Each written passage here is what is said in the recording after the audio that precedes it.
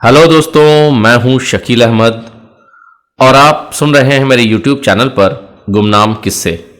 आज मैं ऐसा ही एक गुमनाम किस्सा लेकर आया हूं जिसका टाइटल है बदला। तो आइए चलते हैं कहानी के पहले एपिसोड मजबूरी की ओर। पिछले एक हफ्ते से मैं बड़ी बेसब्री से अपने ऑफर लेटर का इंतजार कर रहा था। मैं हर घंटे 2 घंटे में एक बार अपना ईमेल चेक कर ही लेता। जैसे जैसे वक्त गुजर रहा था वैसे वैसे मेरी परेशानियां भी बढ़ रही थीं। मुझे एक नौकरी की सख्त जरूरत थी और मेरे सामने इंतजार के सिवा कुछ नहीं था कि अचानक मेरे इनबॉक्स में एक मेल आया जिसका मुझे बेसब्री से इंतजार था। हाँ, ये वही ऑफर लेटर का मेल था। मेरी खुशी का ठिकाना ना रहा, लेकिन वो कहते हैं ना कि यहां किसी को मुकम्मल जहां नहीं मिलता, कभी जमीन कभी आसमान नहीं मिलता। मेरे साथ भी कुछ ऐसा ही हुआ। मुझे नौकरी तो मिल गई, लेकिन अपने शहर में नहीं। मेरा अपॉइंटमेंट शहर से 200 किलोमीटर दूर एक गांव भगवानपुर के लिए हुआ। मुझे ऐसा लगा जैसे मेरे 1 लीटर दूध में किसी ने 2 बूंद नींबू का रस निचोड़ दिया हो। मेरी सारी खुशियां धरी की धरी रह गई, लेकिन मेरे पास और कोई रास्ता भी नहीं था। मुझे हर हाल में यह नौकरी चाहिए थी। मुझे अगले हफ्ते भगवानपुर के लिए रवाना होना था। भगवानपुर के बस स्टैंड में मेरे जूनियर कोलीग्स मुझे रिसीव करने के लिए पहले से ही मौजूद थे। कंपनी ने वहां के एक होटल में मेरे 1 हफ्ता रहने का इंतजाम कर दिया था। मेरे लिए यह पहला मौका था जब मुझे अपने घर से दूर अकेले रहना पड़ रहा था। कुछ देर तो कमरे में यूं ही गपशप चलती रही, लेकिन मेरे जहन में एक ही बात घूम रही थी कि इन लोगों के जाने के बाद मुझे अकेले ही इस कमरे में रात गुजारनी होगी। हाँ, एक बात तो मैं अपने बारे में बताना ही भूल गया।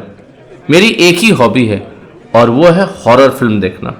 ऐसा नहीं है कि मैं बड़ा दलेर इंसान हूँ, लेकिन वो शोले वाला जय और वीरू का डायलॉग है ना, शायद खतरों से खेलने का शौक है मुझे। अजीब हाल था उस होटल का। कोई भी इंतजाम सही नहीं था। बड़ी मुश्किल से टीवी ऑन हुआ तो रिमोट काम नहीं कर रहा था। मैंने रिसेप्शन में फ़ोन लगाया और किसी को मेरे कमरे में भेजने के लिए कहा। कुछ देर बाद एक लड़का आया और कहा, good evening sir. Good evening. ये रिमोट काम नहीं कर रहा है। ठीक है सर, एक खुनी पाल्टे दीजिए। उसके जाने के बाद मैं कमरे का मुआयना करने लगा। सबसे पहले तो मैंने खिड़की के पर्दे को हटाकर देखा कि खिड़की के उस तरफ क्या है। बाहर रास्ता दिख रहा था। यह और बात थी कि रास्ता बिल्कुल वीरान था। सिर्फ एक टिमटिमाता बल्ब था जिसकी रोशनी में आप बाहर देख सकते थे। इस सन्नाटे में कुत्ते के भौंकने की आवाज से उलझन हो रही थी। मैंने खिड़की के पर्दे को किनारे कर दिया ताकि मुझे ऐसा ना लगे कि मैं कमरे में अकेला हूं। मैंने इतनी सारी हॉरर मूवीज देख रखी थी कि आज सारी की सारी फिल्में मेरे दिमाग में तांडव कर रही थी। कुछ न कुछ याद मेरे दिमाग में आती ही जा रही थी और मैं अपने आप को इस वसवसे से बचाने के लिए जो कर सकता था वो कर रहा था। मैंने सबसे पहले अपने बेड के नीचे देखा कि कोई डेड बॉडी तो नहीं है। फिर मैं धीरे से अलमारी की तरफ बढ़ा।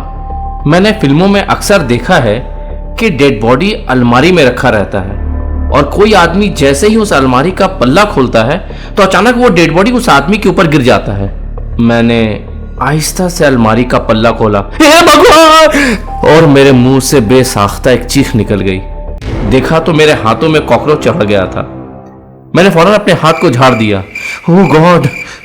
मैं थोड़ी देर उस कॉकरोच को देखता रहा कि वो किस ओर जा रहा है। देखा कि वो बाथरूम की ओर जा रहा था। मैं मन ही मन में सोचने लगा कि ये कॉकरोच कहीं मुझे कुछ बताने की कोशिश तो नहीं कर रहा है। मैंने धीरे से बाथरूम का दरवाज़ा खोला और आहिस्ता से अंदर की तरफ झांका, ये देखने के लिए कि कोई पहले से मौजूद तो नहीं है। मैंने अक्सर फिल्मों में देखा है कि बाथरूम में पहले से ही भूत मौजूद होता है और जैसे ही कोई बाथरूम जाए वो उसका गला दबा देता है। पता नहीं कब मेरे दोनों हाथ मेरे गले तक पहुंच गए। मैंने डरते डरते शावर खोला कि कहीं उसमें से पानी की जगह खून तो नहीं आ रहा है। जब मुझे यकीन हो गया कि ऐसा कुछ भी नहीं है तो मैं अपने बेड पर लेटकर टीवी चैनल चेंज करने लगा। चैनल चेंज करते करते अचानक मेरे दिल की धड़कन बढ़ गई, क्योंकि उस चैनल में हॉरर मूवी आ रही थी। मैंने फौरन आंख बंद करके हनुमान चालीसा पढ़ने लगा और तब तक आंख नहीं खोली जब तक कोई भक्ति वाला चैनल की आवाज नहीं सुन ली। मैंने कमरे के सारे लाइट्स ऑन कर दिए और उस भक्ति वाले चैनल के साउंड को थोड़ी धीमी करके आंख बंद कर ली और सोने की कोशिश करने लगा। वैसे तो मुझे 2 मिनट नहीं लगते सोने में, लेकिन अकेले में नींद बिल्कुल गायब हो गई थी। 3 बजे तक तो मुझे याद है कि मैं जगा हुआ था और कुछ अनहोनी होने का इंतजार कर रहा था। कब मेरी आंख लग गई मुझे पता भी नहीं चला। दूसरे दिन होटल के स्टाफ के नॉक करने से मेरी आंख खुली। Good morning sir. हाँ, good morning good morning. Sir नाश्ता तैयार है। ठीक है, थोड़ी देर में आता हूँ। मैं मन ही मन में सोच रहा था कि कल रात तो मैं बच गया, लेकिन आज रात क्या होगा। मैंने अपनी पत्नी को फ़ोन लगाया। उसने फ़ोन रिसीव करके कहा, हेलो हेलो। मैंने धीरे से जवाब दिया। उसका पहला सवाल यही था, रात ठीक से नींद आई? क्योंकि वो जानती थी कि मैं अकेलेपन से कितना डरता हूँ। नहीं यार, रात में तरह तरह की आवाज़ें सुनाई पड़ रही थी। 3 बजे तक तो मैं जागा हुआ था। रोज़ 3 बजे तक जागने का इरादा है क्या? और वो हंस पड़ी। तुम्हें बड़ी हंसी आ रही है। एक दफ़ा मैं सब सेट कर लूँ तो तुम लोगों को भी यहीं ले आऊँगा। और पिंकी की पढ़ाई का क्या होगा? तुम्हें पिंकी के लिए स्कूल मिल जाएगा? हाँ, क्यों नहीं मिलेगा? यहाँ के बच्चे भी पढ़ते ही होंगे। अच्छा ये बताओ कि तुम्हारा आज का प्रोग्राम क्या है? प्रोग्राम तो ऐसा कुछ नहीं है। ऑफिस जाना है, ज्वाइनिंग फॉर्मेलिटीज़ पूरी करनी है और फिर घर तलाश करनी है, बस यही सब। लेकिन तुम ये सब क्यों पूछ रही हो? नहीं कुछ नहीं, वो घर लेते वक्त थोड़ा वास्तुशास्त्र का ध्यान रखना। तुम भी ना तन्नू, यहाँ गांव में होटल तो मिल नहीं रहा है, अब घर ढूंढने में भी वास्तुशास्त्र का कंडीशन रख दूंगा तो पता नहीं कब मुझे घर मिलेगा। देख लो, जो मुझे समझ में आया मैंने कह दिया। अच्छा बाबा, मैं ध्यान रखूंगा। मैं होटल से निकलकर ऑफिस पहुंचा और ज्वाइनिंग फॉर्मेलिटीज़ कंप्लीट करने के बाद अपने एक जूनियर कोलीग के साथ घर ढूंढने निकल गया। सारा दिन गुजर गया, लेकिन एक भी ढंग का घर नहीं मिला। मुझे ये तो समझ में आ रहा था कि यहाँ घर मिलना मुश्किल होगा, लेकिन इतना मुश्किल होगा ये तो घर ढूंढते वक्त महसूस हुआ। अब मेरा यही मामूल बन गया था। मैं सारी रात होटल में डर डर के सोता, लाइट्स ऑन रहता और टीवी चलती रहती, और सुबह होटल के स्टाफ के डोर नॉकिंग से ही मेरी आंखें खुलती। मजेदार बात यह थी कि मुझे हर दिन लगता था कि आज कुछ अनहोनी होने वाली, और हर सुबह उठ के मुझे लगता था कि आज तो बच गया, लेकिन कल क्या होगा। 7 दिन यूं ही गुजर चुके थे। कल होटल छोड़ने का आखिरी दिन था। कल मुझे किसी भी हाल में अपने घर में शिफ्ट होना ही था। अब मैं होटल में और नहीं रुक सकता था। ऑफिस पहुंचने के बाद मैंने अपने कोलीग्स और ऑफिस स्टाफ से ये बात कही।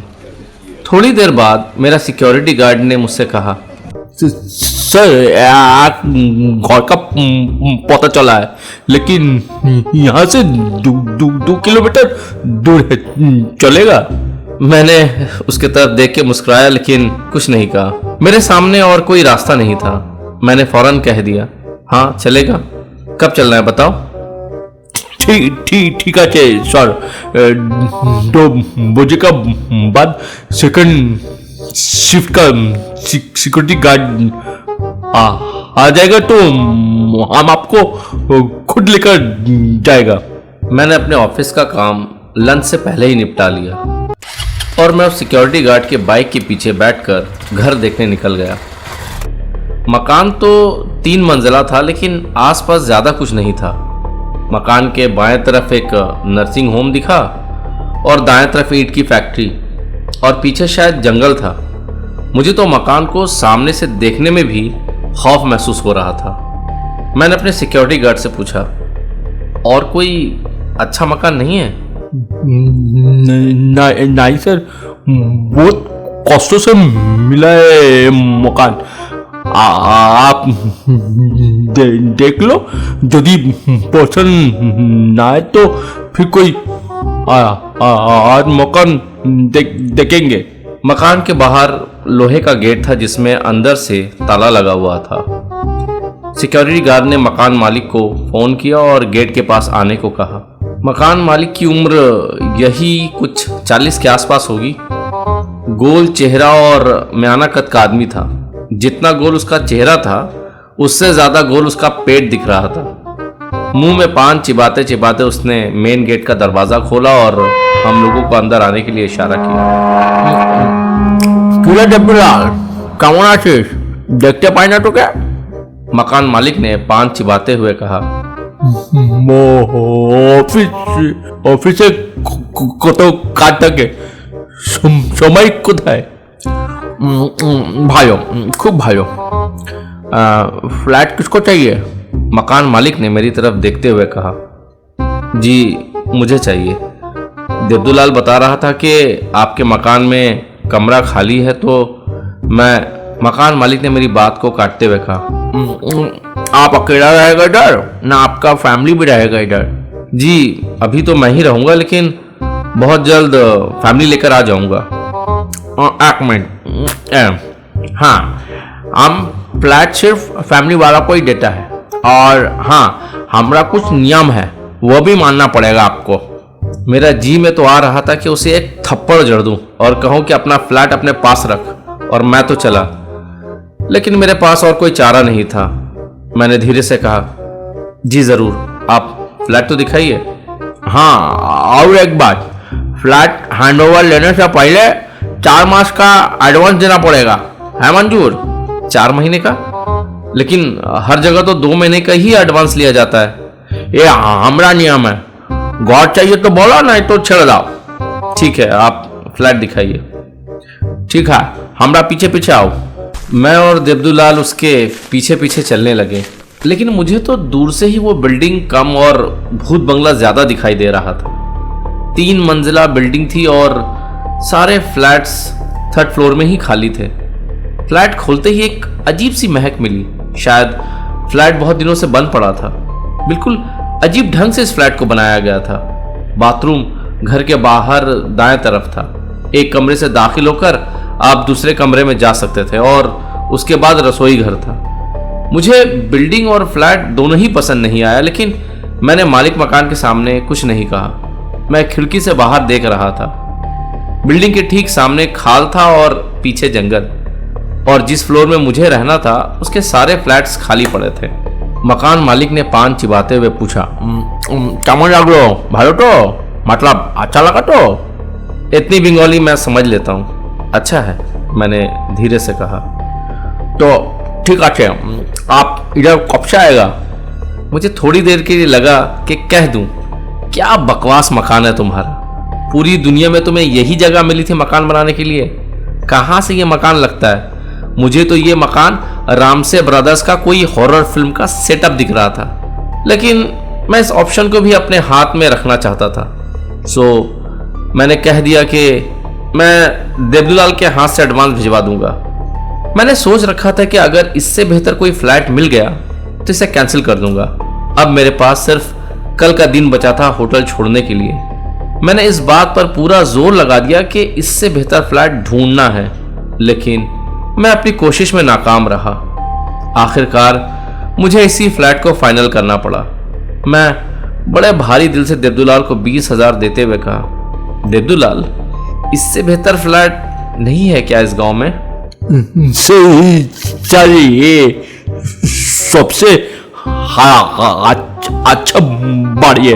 हम तो जानबूझकर आपको बहुत सारा मकान को नहीं दिखाया, क्योंकि हम जानता था कि आपको बिल्कुल पसंद नहीं आएगा। मैं दिल ही दिल में सोच रहा था कि तू क्यों इतना लंबा लंबा सेंटेंस एक साथ बोलता है। मैंने साफ लफ्जों में उससे कहा, और हाँ, पैसा देते वक्त एक बात कह देना मकान मालिक को कि मेरे ऑफिस से वापस आने में देर हो जाएगी, तो उसके लिए किचकिच ना करें। ठीक है चल, बोले दे वो कुछ नहीं, और कह देना कि मैं कल ही शिफ्ट करूंगा। दूसरे दिन मैं होटल से निकलकर सीधे अपने फ्लैट में गया।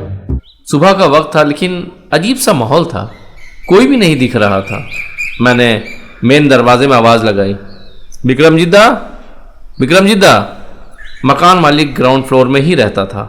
थोड़ी देर बाद मकान मालिक शर्ट पहनते हुए अपने कमरे से बाहर आया और मेरी तरफ पहुंचते हुए कहा, वेलकम सुनील बाबू, हम आपका ही वेट कर रहा था, इतना समय लगा दिया आने में। मैंने तो देवदुलाल से कल ही कह दिया था कि मुझे पहुंचते पहुंचते 12 से 12:30 बज जाएगा। अच्छा, आपका सॉन्ग देवदुलाल नहीं आया? हाँ, मैंने उसे कुछ सामान लाने के लिए कहा था, बाजार से सीधे यहीं पहुंचेगा। भालो, खूब भालो। और उसने मेरी फ्लैट की चाबी मुझे देते हुए कहा, सर ये है फ्लैट का चाबी, कुछ दरकार होने से हमको बोल देगा, हम सब मैनेज कर देगा। उसी वक्त देवदुलाल भी पहुंच गया। उसे देखते ही मकान मालिक ने कहा, किरा देवदुलाल कोटा छिली सा तखन? और फिर मेरी तरफ देखते ही समझ गया मुझे कुछ पल्ले नहीं पड़ा। सर कब से तुम्हारा वेट कर रहा है, कहाँ था तुम इतना देर तक? देवदुलाल मुस्कुराते हुए बोला, हम तो सर का काज से बाजार गया था। मैंने देवदुलाल के करीब आकर पूछा, क्या बात है, आज तो उसके तेवर ही बदले हुए हैं, बड़ा खुश लग रहा है। सर कल उसको इतना ढेर सारा पैसा मिला है ना, इसीलिए वो तो सुबह से बढ़ जाएगा अड्डे पे मतलब चॉकलेट के मौत का बे। मैंने मुस्कुराते हुए कहा, वाह रे जिंदगी, मुझे मजबूरी में घर छोड़कर यहाँ आना पड़ा और इसे देखो सुबह से ही एंजॉय करने में लगा है। शाम के 5 बज चुके थे और मैं काफ़ी थक गया था। मैंने सोचा कुछ देर आराम कर लूँ, फिर रात का खाना बनाऊंगा। बिस्तर पर लेटते ही मेरी आंख लग गई। फ़ोन बजने से मेरी आंख खुली, देखता हूँ तो मेरी पत्नी का 3 मिस कॉल था। मैंने तन्नू को फ़ोन लगाया। हेलो, मैंने धीरे से कहा। तन्नू ने घबराते हुए कहा, सुनील तुम कहाँ थे? मैंने कई बार तुम्हारा फ़ोन ट्राई किया, लेकिन तुमने फ़ोन ही रिसीव नहीं किया। वो मेरी आँख लग गई थी, मैंने जमाई लेते हुए कहा। चलो ये तो अच्छी बात है कि कम से कम तुम्हें अकेले में नींद तो आ जा रही है। हाँ यार, लेकिन अभी मुझे बड़ा अजीब सा लग रहा है। क्यों? आसपास कोई भी नहीं है और बाथरूम भी घर के बाहर है। ओह, क्या हुआ? अरे यार, मच्छर बड़ा परेशान कर रहा है। खाना खाया? नहीं, वो ब्रेड और बटर लाया हूँ, खाने पीने का इंतज़ाम कल से करूँगा। मैंने अपनी घड़ी की तरफ एक नज़र की, देखा तो 10:30 बज चुके थे। दिल तो नहीं कर रहा था फ़ोन रखने का, लेकिन ऐसे कितने देर तक मैं अपनी पत्नी से बात करता रहता। मैंने हिम्मत करके कहा, रात बहुत हो चुकी है, तुम सो जाओ, कल बात करते हैं। गुड नाइट, मेरी पत्नी ने कहा। Good night. आसपास बिल्कुल सन्नाटा था, हवाओं की आवाज़ अब सुन सकते थे। रह रहकर कुत्ते के भौंकने की आवाज़ से दिल दहल जा रहा था। मैं मन ही मन में सोच रहा था कि होटल का कमरा इससे तो बेहतर था, कम से कम रास्ता तो नज़र आ रहा था। यहाँ तो कुछ भी नहीं दिखाई पड़ रहा है। अचानक मुझे ऐसा लगा कि मेरा बिस्तर हिल रहा है। मैंने मन ही मन में हनुमान चालीसा पढ़ना शुरू कर दिया, लेकिन बिस्तर का हिलना कम नहीं हुआ। सुनील के साथ आगे क्या होता है, उसे जानने के लिए आप इस कहानी के दूसरे एपिसोड मनोजीत जरूर सुने। अगर अब तक आपने मेरे चैनल को सब्सक्राइब नहीं किया है तो फौरन कर लें, ताकि मैं जैसे ही कोई वीडियो अपलोड करूं वैसे ही आपको इसकी नोटिफिकेशन मिल जाए। अगर आपको अब तक की यह कहानी अच्छी लगी है तो मेरे इस चैनल को लाइक करें, कमेंट करें और शेयर ज़रूर करें। कहानी सुनने के लिए बहुत बहुत शुक्रिया।